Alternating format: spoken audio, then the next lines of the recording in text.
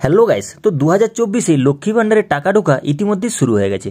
তো গাইস, লক্ষ্মী ভান্ডারের টাকা আপনার ঢুকেছে কিনা সেটা কিভাবে চেক করবেন, তো গাইস চলুন আজকের এই ভিডিওতে আপনাদেরকে পুরো A to Z প্রসেসটি দেখিয়ে দেবো। তো দেখুন, অনলাইন স্ট্যাটাস চেক করার জন্য 2024-এ চলতি বছর লোকসভা নির্বাচনকে কেন্দ্র করে ইতিমধ্যেই টাকা বাড়িয়ে দেওয়া হয়েছে। লক্ষ্মী ভান্ডার প্রকল্পের সামনে আনা হয় এই প্রস্তাব। যেসব মহিলারা এতদিন লক্ষ্মী ভান্ডার প্রকল্পের আওতায় 500 টাকা করে পেতেন তারা পাবেন 1000 টাকা, আর যেসব মহিলারা এতদিন লক্ষ্মী ভান্ডার প্রকল্পে 1000 টাকা করে পেতেন তারা পাবেন 1200 টাকা। তো গাইস, শুরু হয়ে গেছে এপ্রিল মাস থেকেই। আগে জানিয়ে দেওয়া হয়েছিল লক্ষ্মী ভান্ডারের এই বর্ধিত টাকা ঢুকবে এপ্রিল মাস থেকেই। সোমবার ছিল ব্যাংক বন্ধ, গতকাল মঙ্গলবার থেকেই ব্যাংক অ্যাকাউন্টে ঢুকছে লক্ষ্মী ভান্ডারের বর্ধিত টাকা। তো আপনি কি লক্ষ্মী ভান্ডারের টাকা পেয়েছেন? কিভাবে চেক করবেন নিজের স্ট্যাটাস? তো লক্ষ্মী ভান্ডার প্রকল্পের জন্য কি কি প্রয়োজনীয় নথি লাগবে সবটাই জানিয়ে দেবো আজকের এই ভিডিওতে। তো দেখে নিন কি কি প্রয়োজনীয় নথি দরকার। তো প্রথমে হচ্ছে আধার কার্ড, তারপর স্বাস্থ্যসাথী কার্ড, তারপর কাস্ট সার্টিফিকেট, তারপর ব্যাংক অ্যাকাউন্ট নম্বর, তারপর পাসপোর্ট সাইজ ছবি, তারপর ইনকাম সার্টিফিকেট। তো গাইস, কীভাবে চেক করবেন স্ট্যাটাসটি দেখে নিন।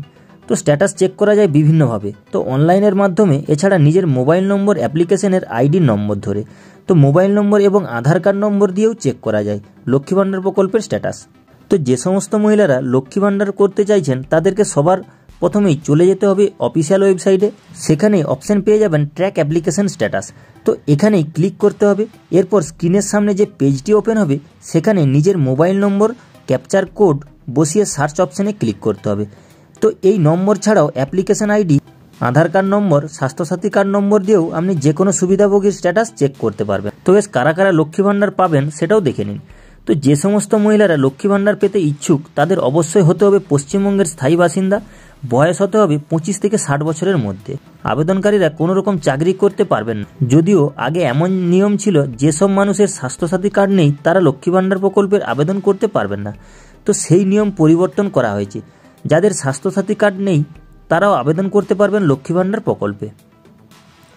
তো কিভাবে লক্ষ্মী ভান্ডার প্রকল্পে আবেদন করবেন? যেসব মহিলারা অফলাইনে আবেদন করতে চান তাদেরকে পৌঁছে যেতে হবে দুয়ারে সরকার ক্যাম্পে। সেখানে গিয়ে নির্দিষ্ট ফর্ম ফিল আপ এবং প্রয়োজনীয় নথিপত্র জমা দিতে হবে। তো গাইস, যেসব মহিলারা অনলাইনে আবেদন করতে চান তারা অফিসিয়াল ওয়েবসাইট থেকে নামিয়ে নিতে পারবেন লক্ষ্মী ভান্ডার ফর্ম এবং তথ্য ফিল আপ করে জমা দিতে হবে। তো গাইস, এইভাবে আপনারা স্ট্যাটাসটি চেক করে নিয়ে বুঝে নিতে পারবেন আপনাদের টাকাটি ঢুকেছে কি না ঢুকেনি। তো গাইস, এই ছিল আজকের আপডেট। ভিডিওটি ভালো লেগে থাকলে ছোট্ট একটি লাইক করে দেবেন। আর guys, A to Z update সবার আগে পাওয়ার জন্য আমাদের চ্যানেলটি সাবস্ক্রাইব করে রাখবেন।